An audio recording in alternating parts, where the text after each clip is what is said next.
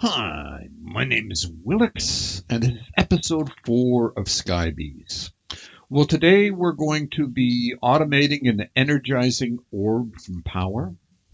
We're going to use it to make some blaze crystal and put a thermo generator on that. I'm going to show you a little bit about Botania automation just very quickly. Then we're going to get into some bee stuff on how to get past them not finding hives. We're going to also make a multi-block centrifuge. Now, since last episode, we have updated to 303 for the pack. There's still some changes you need to make. You're still going to have to replace the X-Nilo mechanism jar mod. I will put it in the description of the video. It's the same file as I explained last time. But you don't have to replace the sequentia. This pack has a newer one for sequentia. And if you're watching this in the future and you have something better than the 10000 jar mod from Mechanism, you don't need to replace it. The other thing you're going to want to do is delete the performant mod. That has to do with the BAI that I'll discuss in much more detail later. But that's it for that part. Let's get started right away on the energizing orb because we're going to have to wait. I'm even going to have to take a break at one point for this thing. So let's build the orb. So it's this stuff that I made before, so it's pretty easy that way. And then we're going to need some stuff to automate it. We're going to make a sequencer from RF Tools. This thing is easy. It's like that. And we're also going to want a logic from RF Tools. And again, this stuff's easy. Then we're going to want to make some of these energizing rods. This is the starter version. And I'm making 5 of them. More is better, but that's about the amount I'm going to make for now. Then we can upgrade them this way with quartz.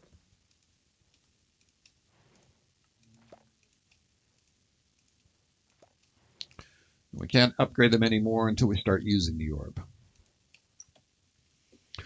Okay, let's go over here and deal with it. So far, let me show you what I've got.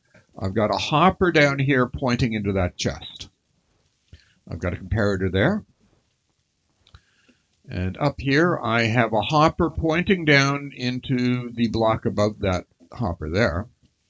And then I've got, these are droppers here. And I've got redstone, so it runs across all the droppers. And let's start laying this thing out so that I can explain it a little better. So what we're going to do is we're going to put our energizing orb on top of that hopper there. When the hopper is finished what it's going to doing, it's going to send out a redstone. The comparator is going to see it and send out a redstone pulse. So when that redstone pulse comes out, we're going to come to a logic here. Now I want it facing that direction. So almost by the redstone dust, I'm going to be pointing at that part of the block, if you can see my cursor. And that has the orange thing pointing that way. Then in here, we want it these 3 so that if it's so long as it's not getting a redstone signal from any of these 3, it's going to do its thing. So we want that as on for that part. And then we're going to flip this on for now. And that's going to start, see, because, while that was off, see how it's giving a redstone signal because it's not getting it anywhere. That's going to shut it off for now. Then over here, again with the sequencer, we're going to be pointing almost at that. So it's pointing that way. And then we're going to put one spot there. And we're going to change this to once 2. So that if it when a redstone signal is received, it'll loop the cycle once, restart if a new pulse arrives. So on once 2. All right. So when this thing finishes, it's going to send a redstone signal around here, up here to these droppers. And the droppers are going to drop one of whatever it is they have in them. And it'll come down on top of the energizing orb and start making the next thing. When it's finished, the dropper below it's going to pull the stuff out of it and put it into the chest, and it'll repeat the process all over again. So what the hell am I talking about? Before we do that, we've got to put these down. Now, I used 5. I maybe could have used a lot more, but I didn't.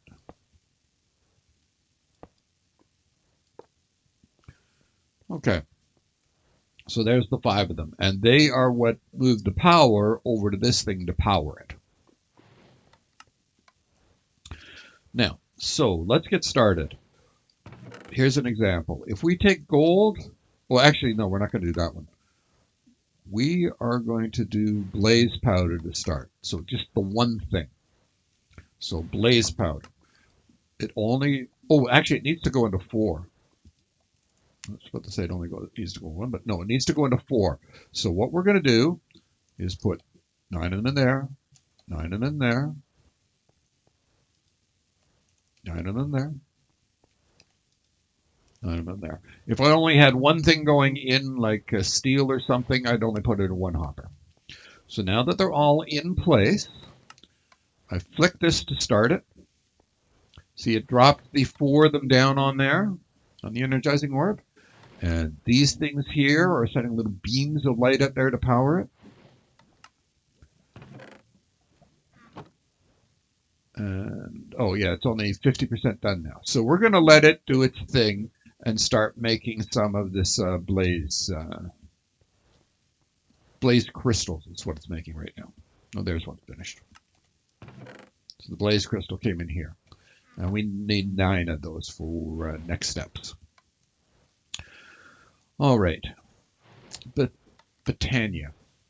I was getting sick of dropping coal in there, so if you can see here, there's a piece of coal on top of a pressure plate there. Let's go down underneath and I'll show you what I did for it.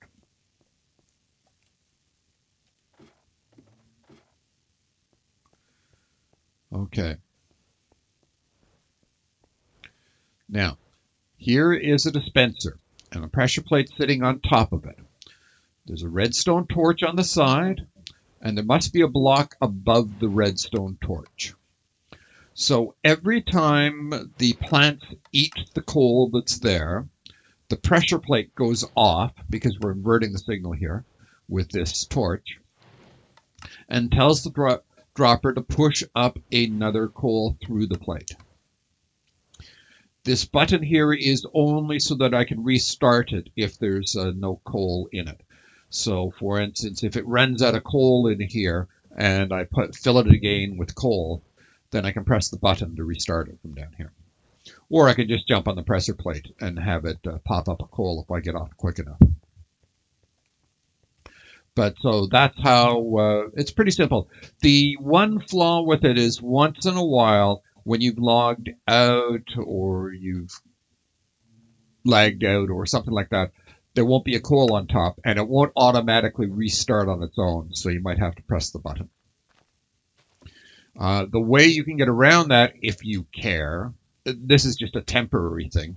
If you care, is you can put a timer on it so it just spits out an extra coal every once in a while and you don't have to worry about it missing it. And so, as you can see, it's been filling these up. These 5 little endo flames have been kind of slow, actually. I usually do, like, sets of 8 and things if I'm planning on using endo flames for my power. But I've got something better planned later. A Rosa Arcana and a mob farm. Okay, while that's doing its thing, let's go over here and we'll talk a little bit about bees. Now, there's a couple of things you need to know about bees and their AI. I was having problems. I would breed the bees in, let's say, one of these here, and there used to be a hive in there. And then I would move them over to one of these, and they wouldn't go in the hive at all. I'm like, oh, what's the problem? I tried troubleshooting and troubleshooting and troubleshooting it. Went to their issues page, and one comment that the developer made is bees store the hive position in their NBT data. So they always try to go to that location. However, if they don't find a hive there, it should reset itself to null and start looking for a new location. So that's the first thing I tried to deal with. I put them in a bottle from here, went over to where they were born. The hive was missing here. I placed them in there, hoping that they would clear their NBT data. Then bottled them up again, took them back over to the hive, stuck them in here, didn't solve the problem. Well, there's another issue to deal with, and that's the bees don't necessarily pick the closest hive. They only need something in their range, and I'm not sure what the range is, and it might be pretty big, actually. So the first hive they find within range, which isn't necessarily the closest, they'll pick that. And also keep in mind, they don't need line of sight. They don't even need a path to be able to get to the other hive, and they could pick the wrong hive. So I was messing around with moving hives around and doing all sorts of things. I was at this for hours. Problem still didn't go away. I'm like, damn, I've covered everything. Why are they not going into the hive? Then deleted performant. Problems all went away. So I don't know if any of those other things that I was doing were necessary. I had already done them. But as soon as I deleted performant, it worked perfectly. See, performant messes with the BAI. And so that's why I told you to delete it right in the beginning of this. And don't worry about any of that other stuff if you don't have problems after you delete performant. But I wanted you to know about them anyways, just in case. And I didn't test it after I deleted performant because everything was now working for me, right? Okay. Oh, and you can't see it because it's night, but I've got a bunch of steel bees in there now. And coal bees in here because I need more coal for the Botania and other things. Now, to get stuff from the bees, I want to go straight to a multi-block centrifuge this time. So I'm doing something different than last time. And to get there, though, I decided that getting steel and the coal and stuff, I wanted something for the meantime. So I decided to create a macro to use a manual centrifuge really, really fast. Now, the macro, I actually spent a lot longer making this macro than I should have. It's not that I don't know how to write macros like that. I just haven't done it in a while. And I didn't remember all the commands that I needed. And I spent hours troubleshooting this thing. It just, like I got one working, but it just wasn't fast enough. And it wasn't until I discovered the set mouse delay command, set mouse delay to 1, that I actually got it to go fast enough. What do I mean by that? Well, let's give you an example. By the way, it's a real pain to do coal in the thing because it makes lots and lots of coal from like 8 of them or something from each one. But we'll use something simple like diamond. So basically I would put the diamond in here, bottles in there, and then I've got 2 different things for the macro. F8 does shift right click.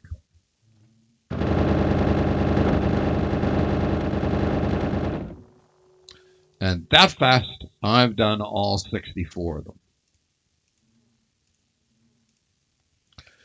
Now, to get back the bottles, I just come over here and press K, and boom, I've already made the stuff. Now, I should have probably added the spares I had there. And put those back in there. Now, please notice my, you can't see it here. Please notice that my hunger got hit. So You're going to have to eat after you do that. And I've got lots more potatoes sitting in a furnace over there somewhere. So that made this really easy with it. Now the macro actually does two things. It also does a plain right click. So if I come over here with something like gravel, and instead of using this, and I got this one set up to emerald now, and I point that down it in with just one of them, right? And I hit F4, and I've gone through a stack of gravel that fast. Now, it's even faster if I set all of these up and do it. But I just wanted to show you, even with one, it was pretty damn quick.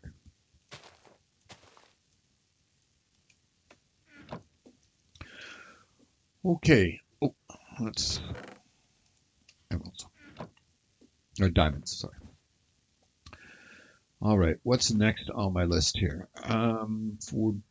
Is that thing still making stuff, or is it finished? It's finished. So we've got those. The next thing we're going to set in there, this is just a, whoops, should have got it out of there. This is just a one thing. We'll put those in. Oh, and I forgot to turn this off, so we're going to have to flick it once. And that starts the process all over again, and we're going to be doing those slabs. So what we can do with these is, we're going to take those and make it into, whoops, one block of blazing crystal. Then we're going to make ourselves, I've already set up most of this just because I was getting confused. So the rods, the casings, basic capacitors, small capacitors. That's the thermo plate. And here's where I start taking stuff out. So what I'm going to be using this time for power, instead of the furnator, I'm going to use the thermo generator. Now the basic one does 15, same as the furnator. We'll pull that out. But we'll come over here and we'll upgrade it to the next level, which does 70, which is same as the furnator. However, that's if you were to put it over top of lava. Like this thing does sort of passive generation, right? So if you put it over lava, it will put out 70. But if we put it over blazing crystals, it's going to do 280%. So, let me show you. Okay, so we come over here. We put down our blazing crystal. Notice there is a sink, and that's set to extract water. And you can see it's filling up with RF. And it's doing 280% or 196 instead of 70. Which makes, for this one little block at this level, pretty damn good. Now, now that we've got an energizing orb, the energizing orb over there, we can upgrade it all the way to, well, actually we'll need, from the wither, the nether stars, to get all the way up to nitro. But if we get it all the way up to nitro, this thing puts out 13,000 RF per tick. Just from one little block. And all we feed it for fuel is water. So long as it's sitting on top of the heat source.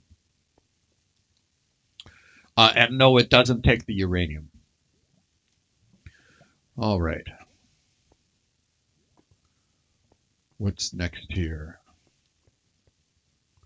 Oh, yeah, I know one thing I didn't cover on bees. Another thing that I was doing on trying to solve problems is over here. Well, actually, let me explain the problem first, and I'll tell you the solution. These two hives, this one and the one in front of it, weren't working. The shears weren't pulling out the combs, and I couldn't figure out why. And I go down underneath, and I'm looking at it and making sure, and I'm testing it and everything, and the shears just weren't doing it. So I tried replacing well, one of the things I did eventually is I dropped a dispenser down up top, pointed it into the thing, hit it that way, and it worked. And I go, well, it's not the hive. It's something to do with the shears. So I thought my shears must be bugged, and I replaced the shears. Still didn't work. So I tried replacing the dropper. Still didn't work. And I couldn't figure out what the hell's going on. Then finally, I'm looking and looking at it, and I noticed that I had, see where that cobble is surrounded in other things? That's where I originally had the redstone block. And what it was is underneath, if you remember, I'll show you down there, there's a redstone torch. And what it was doing, well, actually, basically that means that there was redstone beside the dispenser, and that was locking it. So it wouldn't do it ever because it was always in that position. So that's what was stopping me from doing it. When I moved the redstone block at least one away from the hive, problem solved. Another reason to move it ahead is, see the face of that? The redstone bee would come out and get stuck right there because it couldn't get to the redstone. And the quartz bee had a little bit of problems too, so I moved the quartz as well. And then I didn't have an issue. So another point for BAI, for pathing issues, I recommend that you put all the blocks in front of the hive. And in your design, I recommend that you make the rooms 7 by 7 to, well, with a 5 by 5 interior. I think that's the size for apiaries. So that later on, when you start moving things around and replacing these hives, then you've got the right size for it and your floor space is going to fit out properly. All right. Now, I'll bet you this thing's nowhere close to finished doing those. No, how far is it? Yeah, we've only done 7, and we're doing like 40-something. So, do I have anything else to cover up? No. So, ooh, yeah, I do kind of. I could, I made a couple of bees.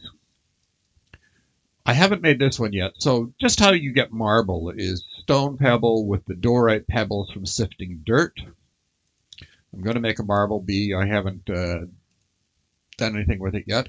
And that's how you make a marble bee spawn egg. Just in case anybody's confused. And what was the other thing I was going to say on bees? Oh, yeah, I made some steel bees. Those were iron bees. Iron bees you get from sand and sieve. So I'd already made those, and I'd already made back arrow. There we go. So I had coal and iron, and I made a bunch of steel bees, so I'd have enough steel to do what I did here. Oh, and I did, to get started on steel, I did set these things up again. So this thing, oh, it's full again. I'm not paying attention to it now that I've got the steel bees, but keep putting those things in there. And I take this out, the coal coke, put it over here. Oh, I need iron. Put iron in there and start making more steel. I'm not going to worry about it right now. The other thing I did differently is I shut off that to pull lava into that stone barrel. I came over here. Do we have any redstone somewhere? Oh, I got it on me. That'll do.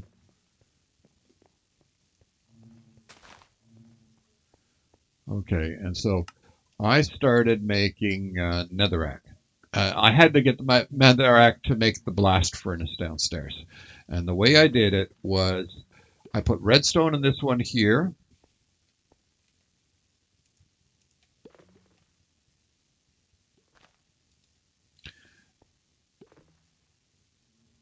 And it did it that fast. Notice it took all of them, and now it's in there. And notice that I am pulling directly from this barrel with a item cable this time instead of using the router. It works for this. It didn't work for the obsidian. That's why I used the router to pull out of the obsidian one, was I would get a block of error issue. Now, actually, there is a bug at this point in time. You don't have to have a full thing of lava to make it, which theoretically you should. Even a tiny little bit of lava in the barrel will make it so when you drop in the redstone, every time it creates even a drip of lava, it makes a netherrack. But that bug will probably go away later. It just happens to be there right now. And I don't really care. My tank fills up with it probably had lots of, whoops. Oh, it's got no lava in it right now, so it's waiting for it. I guess I didn't wait as long as I thought. Okay.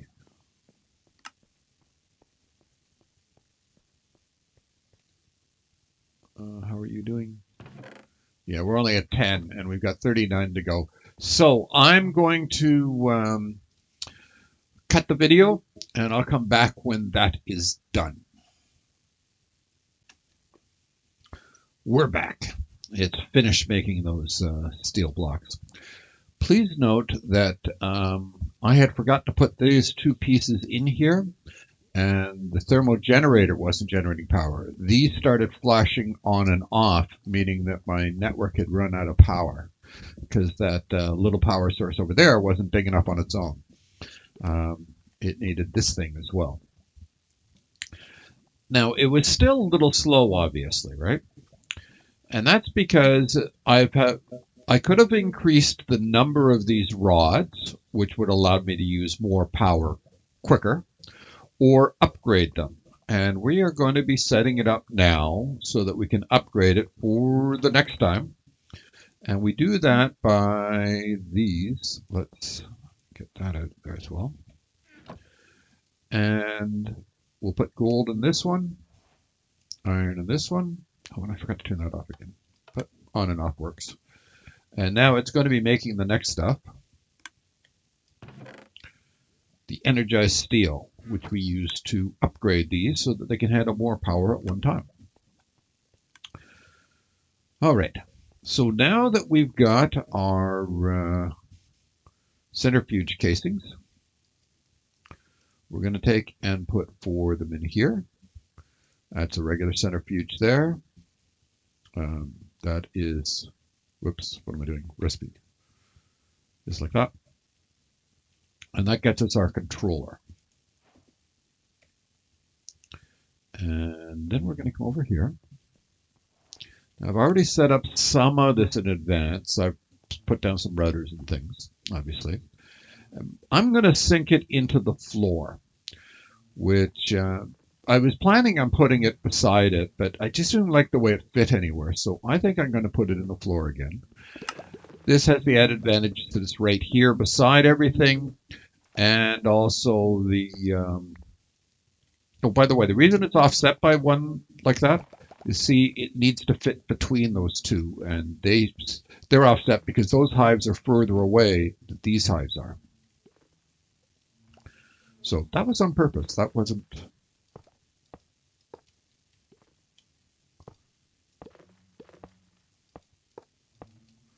There we go.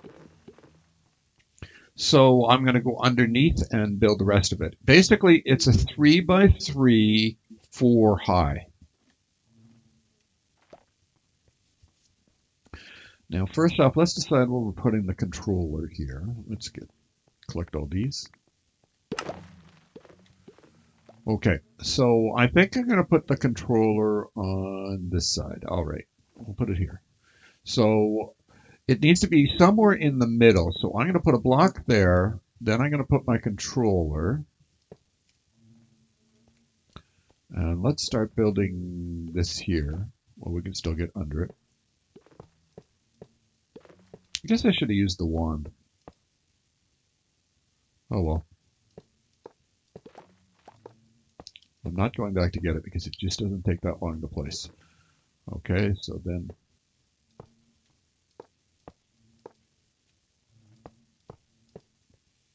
so you see how it had to fit there like that on my particular base. Okay, and you can open it up from, you don't have to touch the controller, you can open it up from any side that you face. And we are going to need to give it power. So let's give it power. What happened? Where did that go? Well, I guess it's not placing. I got to press shift to do it. Okay. Oh, because it's trying to open it. That's what's going on. Whoops. Back there.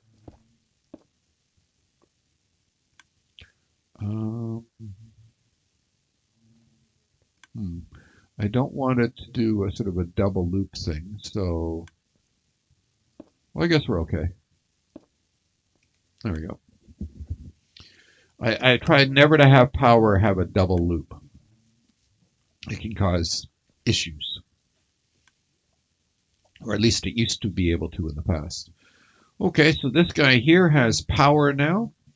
So let's go up top and deal with our auto inputs and outputs and stuff.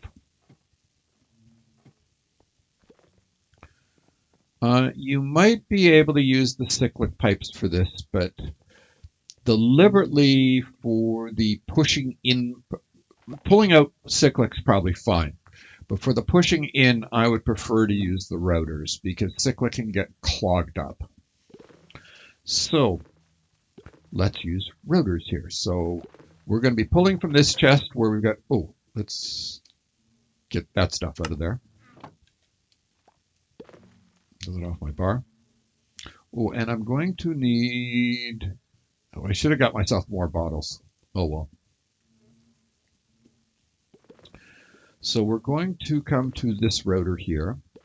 Notice it has 6 stack upgrades. Stack upgrades, double it each time. So 2, 4, 8, 16, 32, 64. So 6 stack upgrades gets a full stack.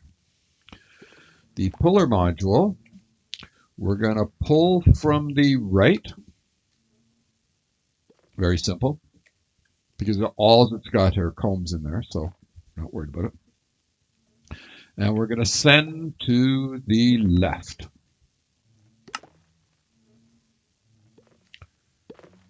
And already it's starting to send them over. Stack at a time. Now to deal with that, we're going to come over here and we're going to do this one. And we're going to pull from the right again. And we're going to push to the left. And stuff's coming over here pretty quickly. Now, for it to completely catch up, oh, I know what we don't have in here. Bottles. Now, for it to completely catch up, I probably would need speed upgrades. But for now, let's see how it does if I just empty it out. Can it keep up after that?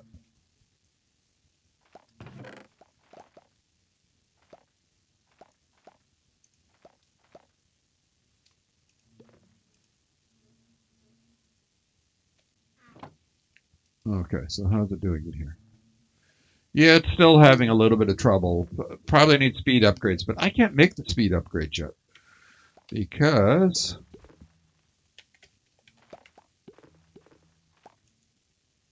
I need blaze rods, and I don't have them yet. No, I did do something off camera. I spent a while getting myself a... Actually, I was looking for a pigman bee. I finally found a pigman bee. It's over there. But here's a blaze bee that I got while I was getting the pigman bee. Yeah, my pigman's in there somewhere. And that's what I'm going to need. But to get there, I'm going to do this probably on the next episode. I'm going to need blaze. He's gone and changed the recipe on this blaze mesh. I'm almost positive that used to be blaze powder. Now he's put it up to blaze rods. So there's two ways of getting blaze rods. I can either go to the nether and kill them down there, or I can do a blazing doll in lava and spawn blazes that way. So I can do it either way. I haven't decided what I'm doing yet, but that's for the next episode. I want some honeycombs. Yeah, there is one other thing I want to do. So that when these just magically show up, I'm not going to actually place them this time, but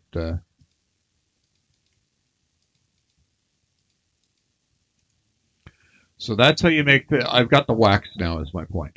So now I can make the tier 2 beehives. I'm making 6 of them. That's how much wax I had when I set this all up. So I got more wax after that.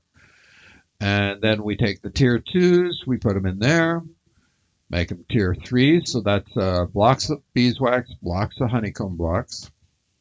That is that. And this is that. And then we got the tier 3.